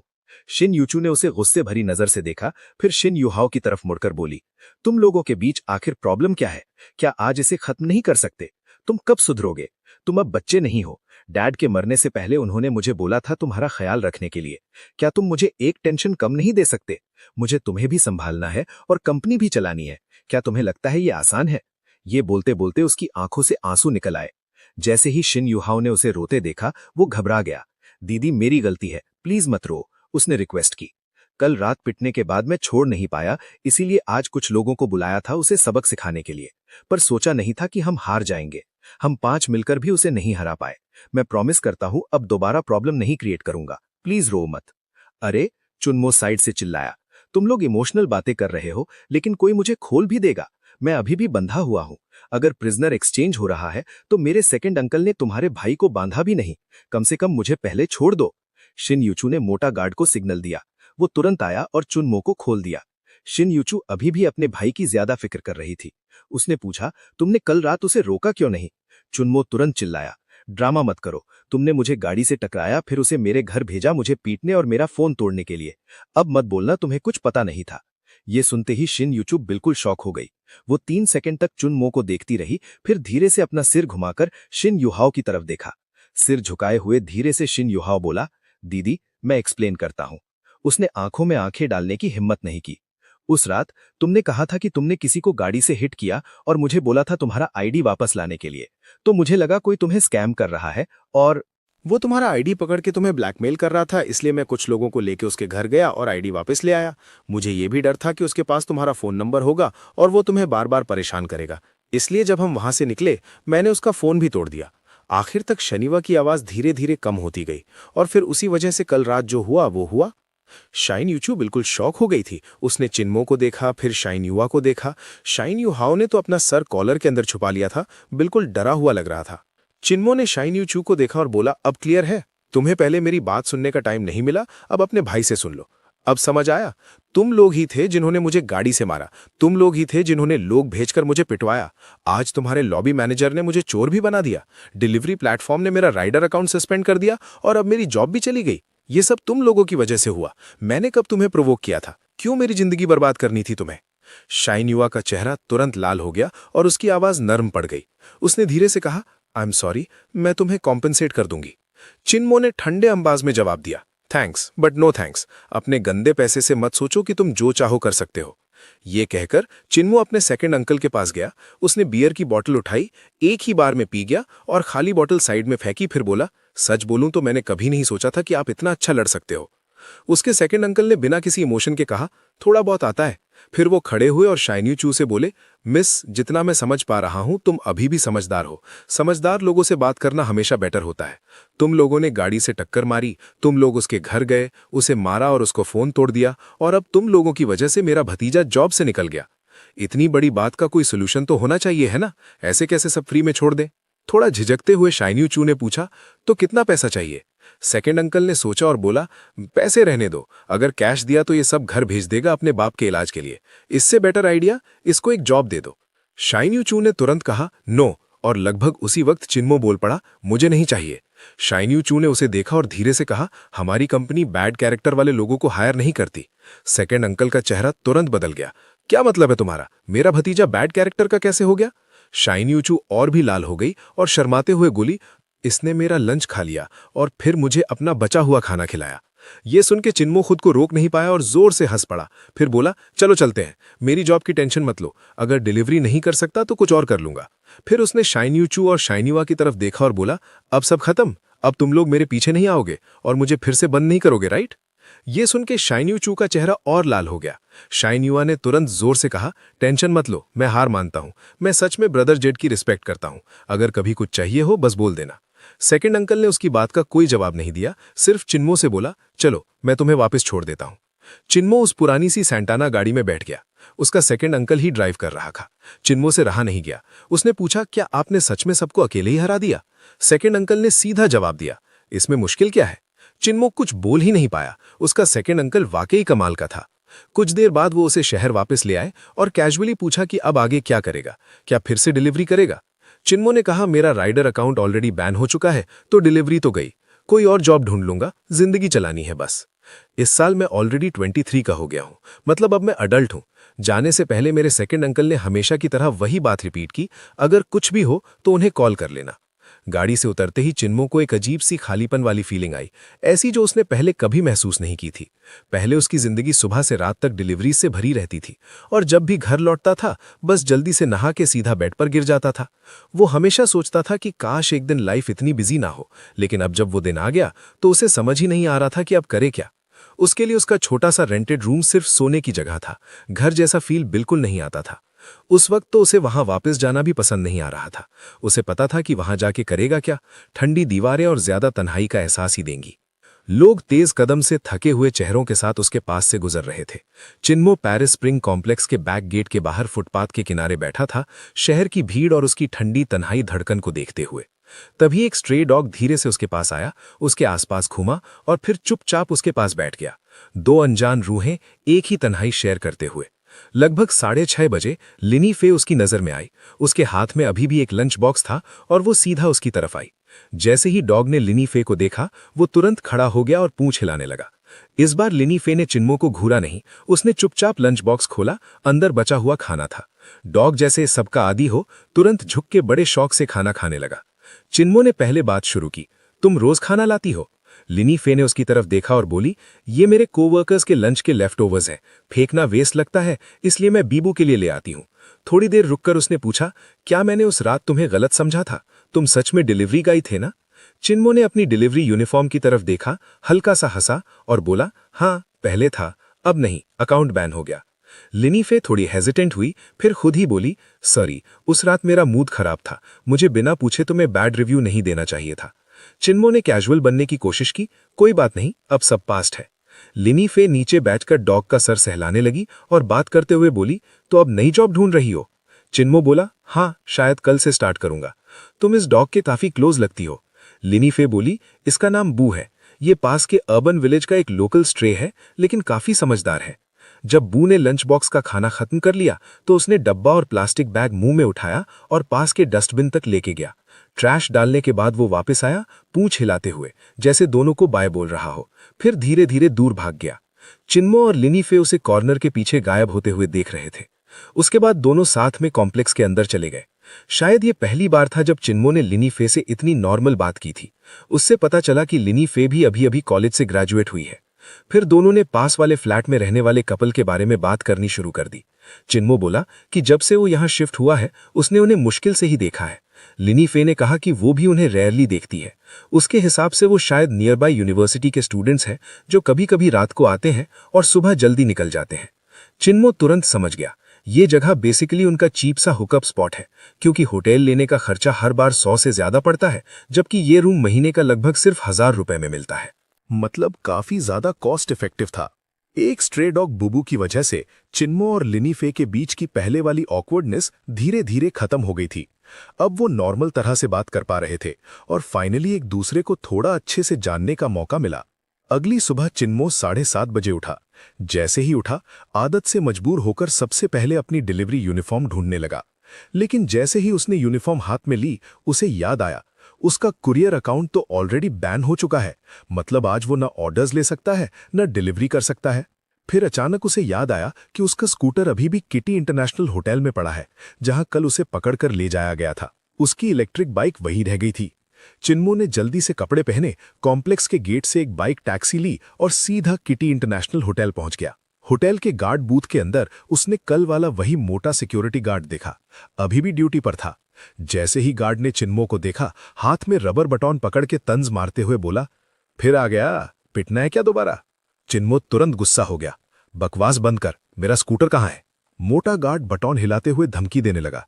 कौन सा स्कूटर? यहां कोई स्कूटर नहीं है, निकल यहां से। चिन्मो का गुस्सा और भड़क गया। मेरी इलेक्ट्रिक बाइक कल यहीं पार्क की थी, कहां गई? किसने उठाई? कैमरास चेक करो। गार्ड हंस पड़ा, क्लियरली इंसल्ट करते हुए बोला, तुम्हें लगता है तुम बस ऐसे ही इंटरनेशनल होटल के सर्वेलेंस कैमरास देख सकते हो? क्या तुम्हें लगता है ये जगह तुम्हारी है? चिन्मो का मन कर रहा था उसे जोर से थप्पड़ मार दे। गार्ड और भी ज्यादा एटीट्यूड में आ गया। तुम्हारी वो पुरानी सी स्कूटर पुलिस को भी बोलो तो शायद केस तक ना लिखे, और तुम उसे खजाना समझ रहे हो? वो अपनी बात खत्म भी नहीं कर पाया था कि अचानक सीधा खड़ा हो गया और प्रॉपर सलूट मार दिया, जैसे कोई इंपॉर्टेंट आदमी आ गया हो। चिन्मो ने मुड़कर देखा, शिनयाचू की व्हाइट रेंज रोवर आकर उसके पास रुक गई। कार के अंदर से शिनयाचू ने उसे देखा और पूछा, फिर क्या कर रहे हो यहाँ? चिन्मो ने तुरंत जवाब दिया, मुझे शौक नहीं है यहाँ आने का, मैं अपने स्कूटर के लिए आया हूँ, कल यहीं पार्क की थी, अब गई हुई है। मोटा गार्ड तुरंत बीच में बोल पड़ा, प्रेसिडेंट शैन, आप टेंशन मत लीजिए, ये बस अपनी बेकार सी स्कूटर के लिए होटल के कैमरास देखना चाहता है, मैं हैंडल कर लेता हूँ। शिनयाचू ने गार्ड की तरफ देखा और ठंडे टोन में पूछा, और तुम कैसे हैंडल करोगे? स्कूटर कहाँ है?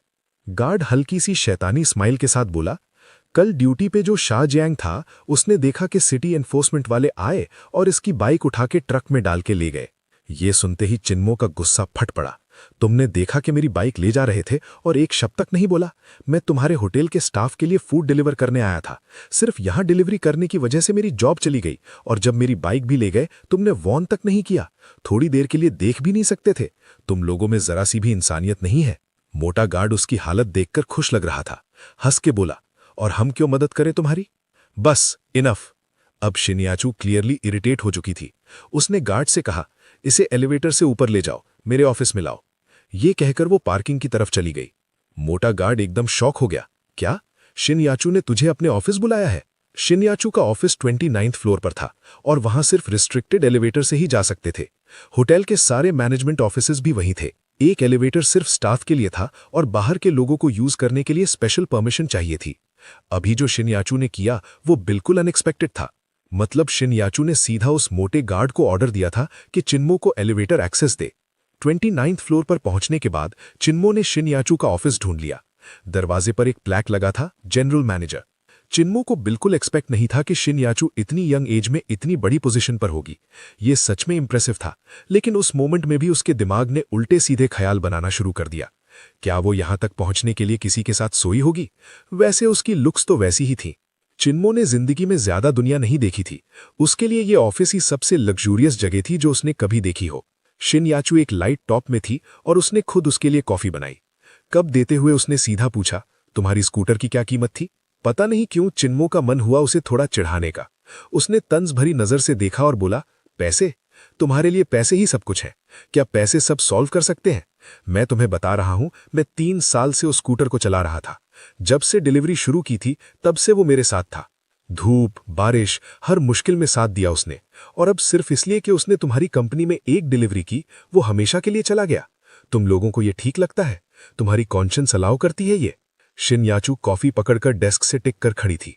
उसने शांत टोन में कहा, तुम इसे ऐसे बोल रहे हो जैसे तुम्हारा उस स्कूटर के साथ कोई इमोशनल रिश्ता था, पर चाहे जितना भी हो, रियलिटी नहीं बदलेगी। मैं तुम्हारी स्कूटर सिटी एनफोर्समेंट से वापस नहीं ला सकती, तो सीधा बोलो कितना पैसा चाहिए। ये सुनते ही चिन्मो इरिटेट हो गया। क्या तुम पैसे के अलावा किसी और टॉपिक पर बात नहीं कर सकती? शिन याचू अपनी यूजुअल एरोगेंट टोन में बोली, जिसका कैरेक्टर क्वेश्चनेबल हो उसके साथ मैं सिर्फ पैसे की बात करती हूं। चिन्मो उसे घूर के बोला, मेरा कैरेक्टर क्वेश्चनेबल? शिन याचू तुरंत बोली, जो दूसरों का खाना चुरा के खाता है उसका कैरेक्टर अच्छा होता है। चिन्मो एक मोमेंट के लिए चुप हो गया। उसके पास जवाब नहीं था। शिन याचू ने अपनी वॉच देखी और बोली, मेरा टाइम वेस्ट मत करो, मुझे मीटिंग के लिए जाना है। बस अमाउंट बताओ, मैं पे कर दूंगी। पता नहीं चिन्मो के अंदर से इतनी जिद कहां से आ गई, लेकिन वो लड़ने के मूड में आ गया। मैंने बोला ना, मुझे पैसे नहीं चाहिए, मुझे मेरी स्कूटर चाहिए। शिन याचू ने सीधा नंबर बोलना शुरू किया। 5000 चलेगा? चिन्मो चुप रहा। 8000? फिर भी कोई जवाब नहीं। 10,000? अब तो इनफ होना चाहिए। चिन्मो ने उसकी आंखों में देखकर पूछा, क्या तुम्हें लगता है मैं तुम्हें ब्लैकमेल करने आया हूं? इतना गिरा हुआ समझती हूं मुझे? शिन याचू का पेशेंस खत्म हो गया। ठंडे लेकिन सख्त टोन में बोली, बस 20,000। अगर नहीं चाहिए तो अभी के अभी मेरे ऑफिस से निकल जाओ और दोबारा मेरे सामने मत आना। चिन्मो ने उंगली दिखाकर ड्रामेटिक स्टाइल में बोला, तुम्हारी जिंदगी कितनी बेकार है। तुम्हारी नजर में सिर्फ पैसा है। तुम क्या समझोगी किसी साथी को खोना क्या होता है? तुमसे फीलिंग्स की बात करना भी बेकार है। जाओ, अपने पैसे को गले लगा के जियो। Good bye. ये कहकर वो मुड़ गया और डोर की तरफ चल दिया। रुको, शिन याचू ने पीछे से आवाज लगाई। उसकी आवाज में हल्का सा गुस्सा था। बाद में रिग्रेट मत करना, मैं तुम्हें एक और चांस दे रही हूं। 20,000 कॉम्पेंसेशन। चिन्मो ने बिना मुड़े जवाब दिया, नहीं चाहिए, और चलता रहा। पीछे से शिन याचू बोली, ठीक है, फिर मैं तुम्हारी एक हेल्प की कर्जदार हूं। कभी भी तुम्हें मेरी मदद चाहिए हो, जब तक वो मेरे प्रिंसिपल्स के अगेंस्ट नहीं है, मैं तुम्हारा एहसान चुकाऊंगी। मेरा नंबर याद रखना। किटी इंटरनेशनल होटल से बाहर निकलते ही चिन्मो का मन किया कि खुद को जोर का थप्पड़ मार ले। उसने हद कर दी थी। पूरे 20,000, और उसने मना कर दिया। ये मैंने क्या कर दिया? उसे शिन याचू जैसे रिच लड़की के सामने टफ एक्ट करना ही था। एक्टिंग तो उसने सॉलिड करी, लेकिन उस एक्टिंग की प्राइस सीधा 20,000 का लॉस। अब खुद को कैसे समझाए ये उसे समझ नहीं आ रहा था। हाँ, एक चीज थी, उसके पास फिर से शिन याचू का नंबर आ गया था। बस इसी बात से वो थोड़ा सा खुद को कंसोल कर रहा था। वापस जाते हुए चिन्मो कैजुअली अपना सोशल मीडिया स्क्रॉल कर रहा था।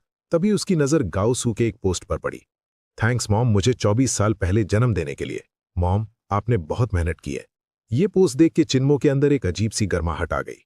गाओ सू उसका हाई स्कूल का क्लासमेट था। दोनों काफी क्लोज थे। उनकी आर्ट्स वाली क्लास में वैसे भी लड़के कम थे, और क्योंकि सीट्स मार्क्स के हिसाब से लगती थीं, दोनों हमेशा फ्रंट रो में बैठते थे। हर एग्जाम में दोनों टॉप के आसपास रहते थे। फर्स्ट रैंक कभी चिन्मो का होता, कभी गाओ सू का। बेसिकली टॉप पोजीशन उन दोनों के बीच ही घूमती रहती थी। स्कूल के बाद गाओ सू ने 590 मार्क्स के साथ यूनान यूनिवर्सिटी ज्वाइन कर ली। चिन्मो ने 600 से ज्यादा स्कोर किया था, फिर भी उसने पढ़ाई छोड़ दी। रीजन सिंपल था, घर की फाइनेंशियल कंडीशन। उसके फादर की किडनी डिजीज में पैसा लग रहा था, और चिन्मो जल्दी काम करके घर का बोझ हल्का करना चाहता था। 4 साल पहले गाओ सू पढ़ने के लिए कुनमिंग गया और चिन्मो काम करने। शुरू में दोनों मिलते रहते थे, लेकिन धीरे धीरे उनकी लाइफ अलग हो गई और कांटेक्ट कम हो गया।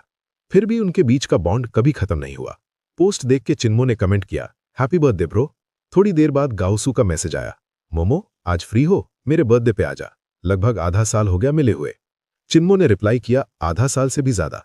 तू ग्रेजुएशन के पास है ना? गाओ सू बोला, हाँ, अब कैंपस से बाहर आ सकता हूं, इंटर्नशिप ढूंढ रहा हूं। चिन्मो ने पूछा, कोई अच्छा ऑप्शन मिला? गाओसू बोला, मैंने बिजनेस एडमिनिस्ट्रेशन लिया था, कुछ कंपनीज रिजेक्ट कर दी हैं, अब होटल मैनेजमेंट में जाना चाहता हूं। तू आ जा, बैठ के बात करते हैं, डिनी रोड पर है पार्टी। और हाँ, अपनी गर्लफ्रेंड को भी ले आना, देखो जरा तू कैसा कर रहा है लाइफ में। स्क्रीन देखते हुए चिन्मो इमोशनल हो गया। अगर वो 4 साल पहले पढ़ाई कंटिन्यू कर पाता तो शायद आज वो भी ऐसे ही कैजुअली बोल रहा होता कि इंटर्नशिप ढूंढ रहा हूं। कुछ लोग अपनी जिंदगी चूज करते हैं और कुछ लोगों को जिंदगी चूज करती है। और गर्लफ्रेंड वो कहां से लाता? तभी अचानक उसके दिमाग में एक आइडिया आया। शिनयूचू, उसने कहा था ना, एक फेवर करेगी, क्या वो उसे आज डिनर पर ले जा सकता है? एक तीर से 2 निशाने, गाओसू से इंट्रोड्यूस भी कर देगा और शिनयूचू होटल की जनरल मैनेजर है, डायरेक्ट जॉब ना सही, कनेक्शंस तो मिल ही सकते हैं। ये सोच के उसने तुरंत शिनयूचू को कॉल किया। फोन उठाते ही शिनयूचू ने बोला, क्या हुआ, अब रिग्रेट हो रहा है? 20,000 चाहिए अब? चिन्मो ने हल्का सा मजाक किया, तुम्हारे हिसाब से क्या मैं नॉर्मल इंसान नहीं हो सकता, कॉल करते ही पैसे मांगूंगा? शिनयूचू हंसी, बिना हाइड किए, तो फिर क्यों कॉल किया? चिन्मो बोला, तुमने खुद कहा था एक फेवर करोगी जब तक तुम्हारे प्रिंसिपल्स के अगेंस्ट ना हो, याद है ना? शिनयूचू ने जवाब दिया, हाँ मैंने बोला था, तो क्या चाहते हो तुम? चिन्मो बोला, आज रात मेरे साथ एक दोस्त के बर्थडे डिनर पर चलो, बस एक मील शेयर करना है, ये तुम्हारे प्रिंसिपल्स के अगेंस्ट नहीं है, राइट? इतना भी ज्यादा नहीं मांग रहा, सिर्फ डिनर। फोन के दूसरे साइड से शिनयूचू की आवाज थोड़ी तेज हो गई, तुम चाहते हो मैं तुम्हारे साथ डिनर करने जाऊं? तुम्हें लगता है मेरे पास इतना फ्री टाइम है? चिन्मो का टोन थोड़ा ठंडा हो गया, अगर नहीं आना तो मत आओ, मैं फोर्स नहीं कर रहा, पर फिर मुझे अच्छे से समझ आ जाएगा कि तुम कैसी इंसान हो, सिर्फ पैसे देखने वाली और अपनी बात ना रखने वाली। आना है या नहीं तुम्हारी मर्जी। लगता था शिनयूचू सच में इरिटेट हो गई थी। दांत भींचकर बोली, ठीक है मैं आऊंगी, आज रात डिनर पर चलूंगी तुम्हारे साथ, उसके बाद मुझे डिस्टर्ब मत करना, फिर हम बराबर। चिन्मो बोला, पर एक बात प्रॉमिस करो, डिनर टेबल पर मुझे एम्बैरस मत करना, मैं भी कोई गलत हरकत नहीं करूंगा, बस एक फ्रेंड की तरह आना। शिनयूचू ने बिना ज्यादा सोचे कहा, फाइन, समझ गई, आज रात मिलते हैं। शिनयूचू से बात सेट होने के बाद चिन्मो थोड़ा खुश हो गया। आधे साल बाद गाओसू से मिलने वाला था, ऊपर से आज उसका बर्थडे भी था। रास्ते में उसने एक छोटी सी कन्वीनियंस शॉप से एक लाल एनवेलप लिया और उसमें 500 युआन डाल दिए।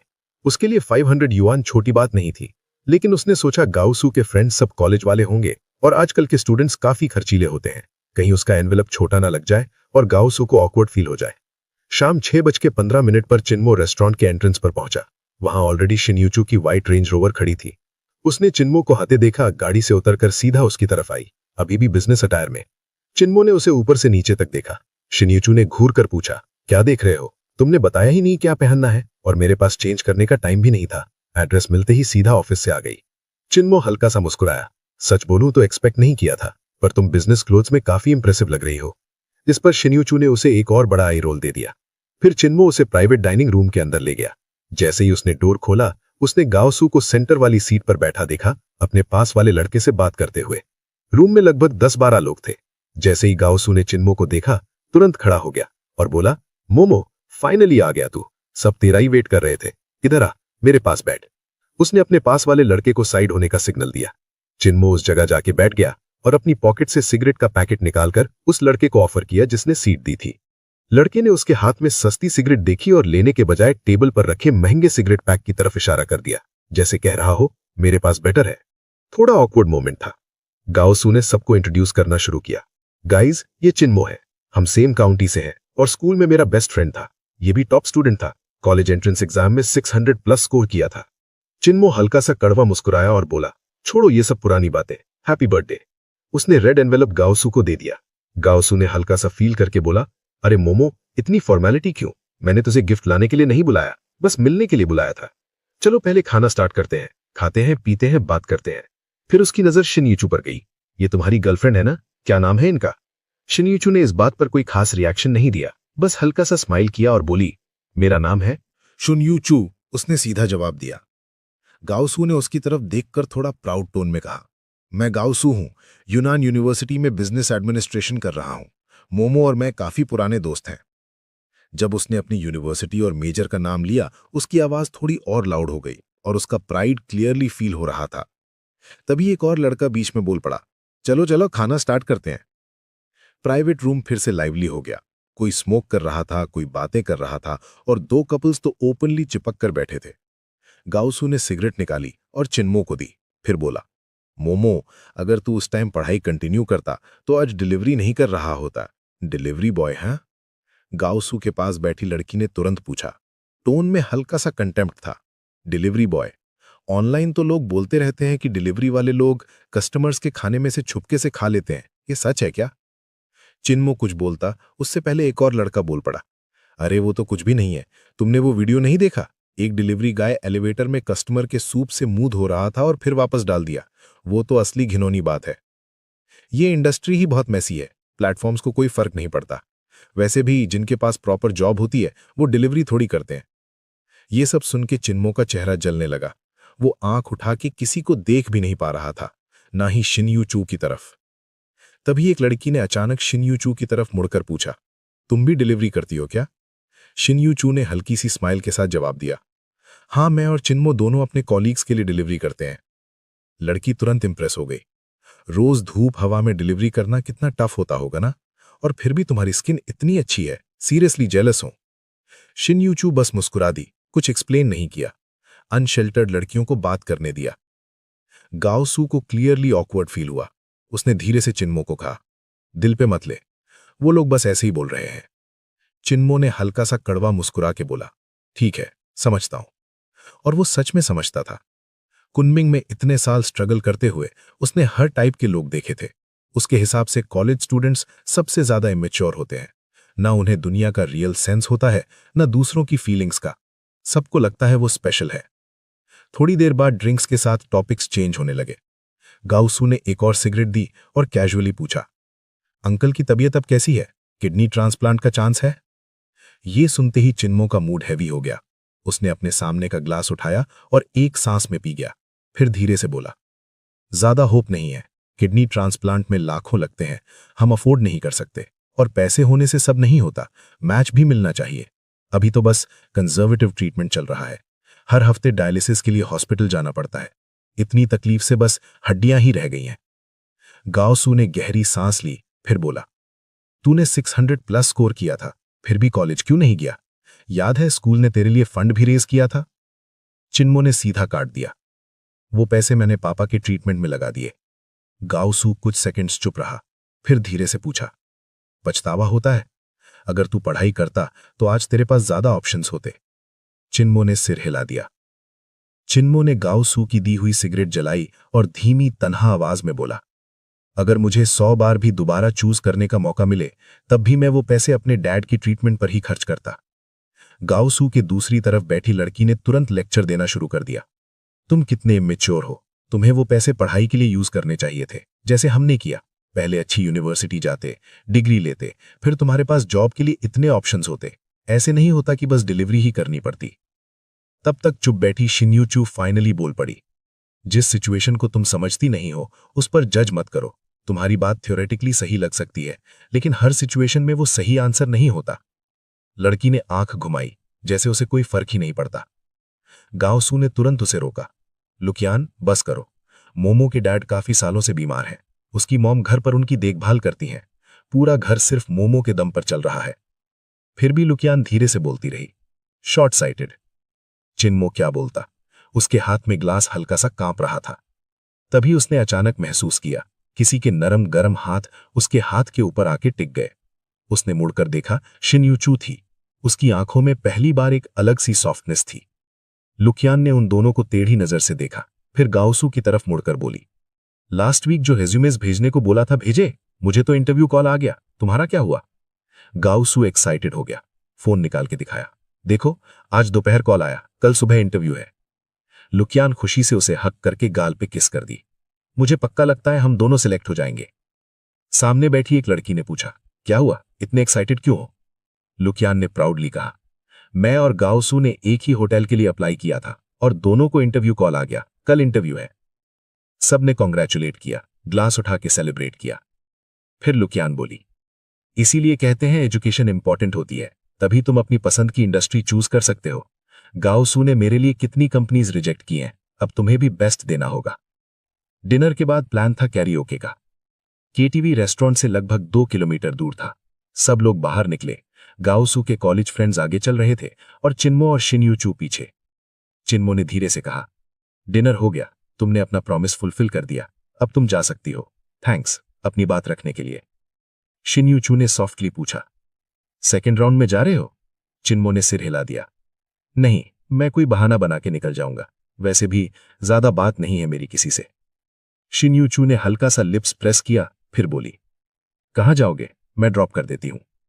रेस्टोरेंट के बाहर तक आते आते गाओसू ने ऑलरेडी 3 टैक्सीज रोक ली थीं। एक में 4 लोग बैठ गए, दूसरी में 2 लोग। अब 5 लोग बच गए।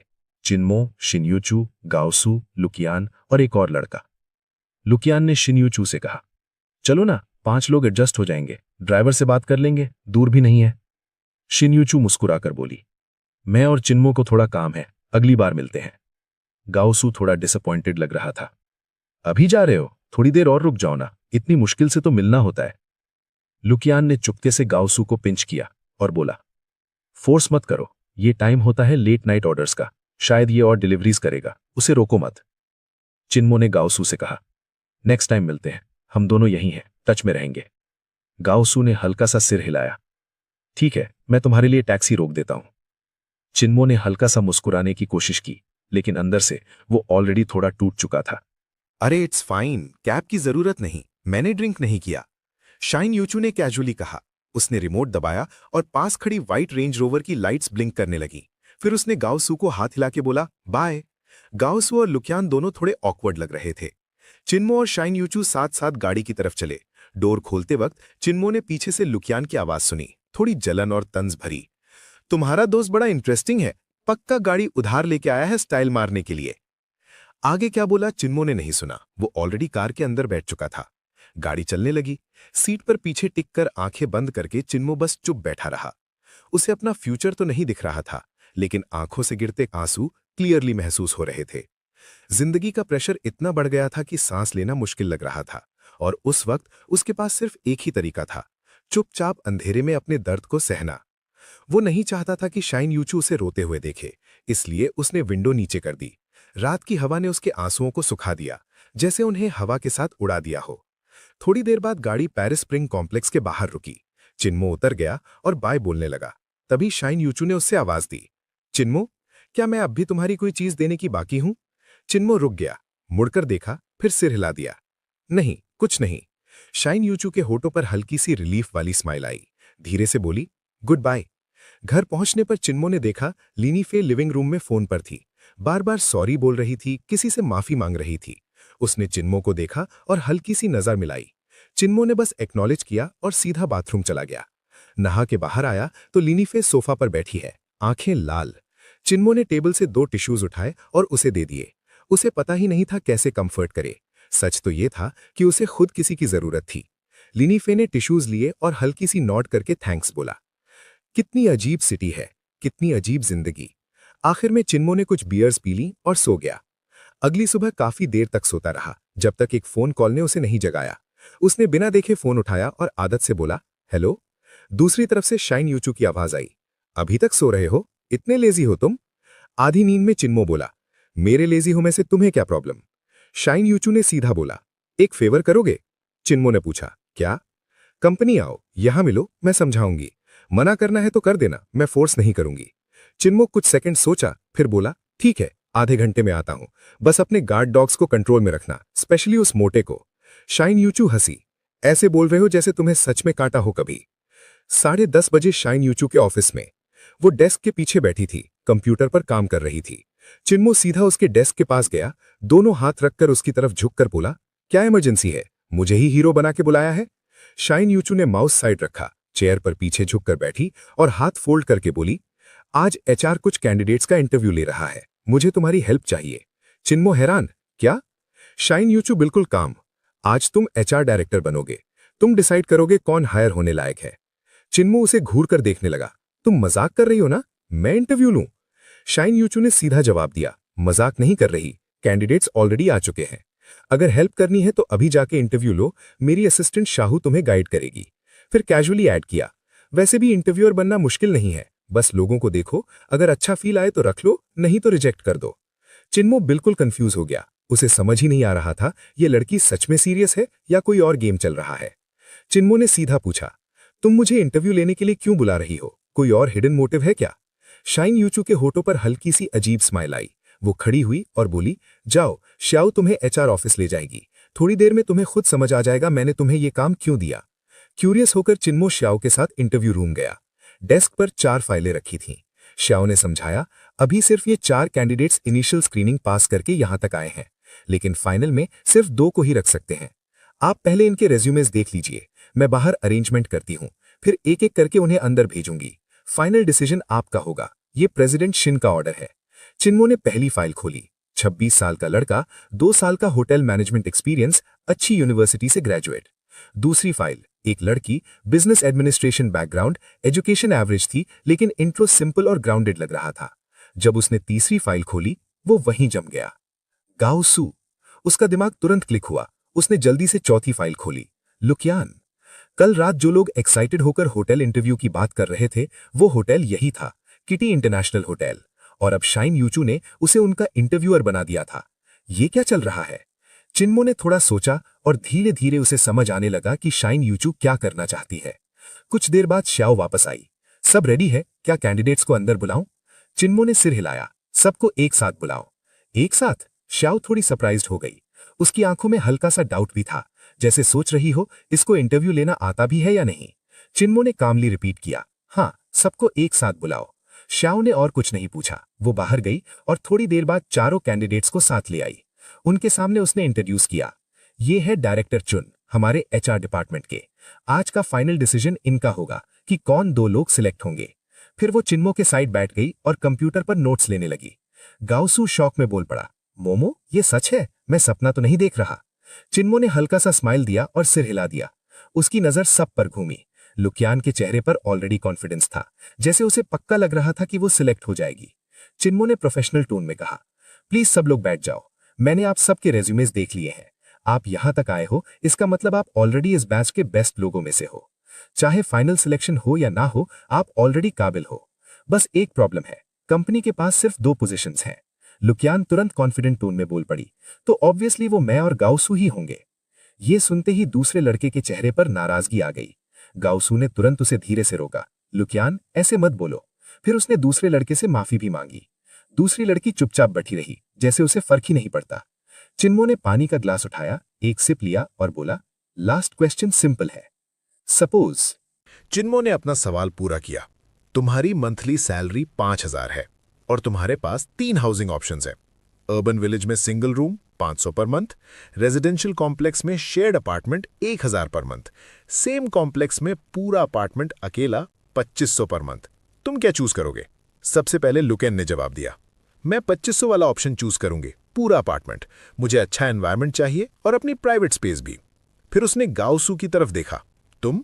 गाओसू ने थोड़ा सोचा और बोला, मैं शेयर्ड अपार्टमेंट चूज करूंगा। अब चिन्मो ने तीसरी लड़की की तरफ देखा, पे। उसकी आवाज पहली बार सुनाई दी, सॉफ्ट और जेंटल। मैं भी शेयर्ड अपार्टमेंट चूज करूंगी। एनवायरनमेंट इंपॉर्टेंट है और जिसके साथ रहूंगी उसका बैकग्राउंड भी सिमिलर होगा। शायद वैल्यूज भी मिलती होंगी तो एडजस्ट करना ईजी होगा और सोशल सर्कल भी बढ़ेगा। आखिरी लड़के ने कॉन्फिडेंटली बोला, मैं अर्बन विलेज वाला ऑप्शन चूज करूंगा। 5000 सैलरी ज्यादा नहीं होती, रेंट कम रखूंगा और बाकी पैसे सोशल कनेक्शंस बनाने में लगाऊंगा। सबके आंसर सुनने के बाद चिन्मो ने सीधा बोला, आज का इंटरव्यू यहीं खत्म होता है। श्याओ ने पूछा, तो कौन सिलेक्ट होगा? चिन्मो ने कामली जवाब दिया, रिजल्ट कल अनाउंस होगा, आप सब कॉल का वेट करें। श्याओ ने फॉर्मली अनाउंस किया और सबको बाहर ले गई। जैसे ही बाकी लोग बाहर निकले, लुकेन सीधा चिन्मो के पास आ गई, एक्साइटेड टोन में, मोमो, तुम तो डिलीवरी करते थे ना, यहां एचआर डायरेक्टर कैसे बन गए? मतलब अब तो मैं और गाओसू पक्का सिलेक्ट हो जाएंगे, राइट? चिन्मो बस हल्का सा स्माइल कर पाया, क्या बोले समझ नहीं आया। गाओसू ने उसे खींचते हुए कहा, चलो चलते हैं। फिर चिन्मो से बोला, आज फ्री हो? कल प्रॉपरली बात नहीं हुई, आज मिलते हैं, थोड़ा और टाइम स्पेंड करते हैं। चिन्मो ने हाँ में सर हिला दिया, ठीक है, बाद में कांटेक्ट करता हूं। जाते वक्त लुकेन फुल कॉन्फिडेंस में गाओसू का हाथ पकड़ के बोल रही थी, तुम्हारा दोस्त इतनी बड़ी पोजीशन पर है और तुमने बताया भी नहीं, अब तो उससे कांटेक्ट में रहना ही पड़ेगा। सबके जाने के बाद चिन्मो कुछ देर चुप बैठा रहा, फिर उठकर सीधा शिन्यूचू के ऑफिस गया। डोर खोलते ही उसने देखा शिन्यूचू स्क्रीन पर कुछ देख रही थी और उसमें उसी की आवाज आ रही थी। जैसे ही उसने चिन्मो को देखा, वो मुस्कुराई, मोमो, नॉट बैड, काफी इंप्रेसिव था। लास्ट क्वेश्चन तो स्पेशली इंटरेस्टिंग था, सिंपल चॉइस से तुमने काफी कुछ जज कर लिया। चिन्मो ने थोड़ा सीरियस होकर पूछा, तुमने सब देखा? शिन्यूचू ने स्क्रीन उसकी तरफ घुमाई, लाइव फीड देख रही थी, अब रिप्ले देख रही हूं। तब चिन्मो को समझ आया, इंटरव्यू रूम में कैमरा था। एक पल के लिए उसे अजीब लगा, जैसे उस पर ट्रस्ट नहीं किया गया। वो कुछ बोलता उससे पहले शिन्यूचू ने समझाया, गलत मत समझना, इंटरव्यू रूम्स में हमेशा कैमरास होते हैं। कभी कभी कैंडिडेट ज्यादा होते हैं तो मैं सब पर्सनली अटेंड नहीं कर पाती। शिन्यूचू ने स्माइल करते हुए पूछा, तो तुम्हारे हिसाब से कौन रहना चाहिए एंड में? फिर सीधा बोला, पेई और गाओसू, राइट? और क्यों? थोड़ा रुककर उसने टीज किया, और अगर तुम लुकेन को रिजेक्ट करते हो तो क्या तुम्हें डर नहीं लगता कि तुम्हारा दोस्त गाओसू तुमसे नाराज हो जाएगा? चिन्मो ने आदत से सिगरेट निकाली, लिप्स पर रखी, फिर रुक गया। ऑफिस है, सोच के लाइटर वापस रखने लगा। शिन्यूचू ने कैजुअली कहा, इट्स फाइन, मुझे प्रॉब्लम नहीं है, थैंक्स। उसने सिगरेट जलाई, एक लंबा ड्रैग लिया और धीरे से बोला, अब समझ आ गया तुमने मुझे यहां क्यों बुलाया।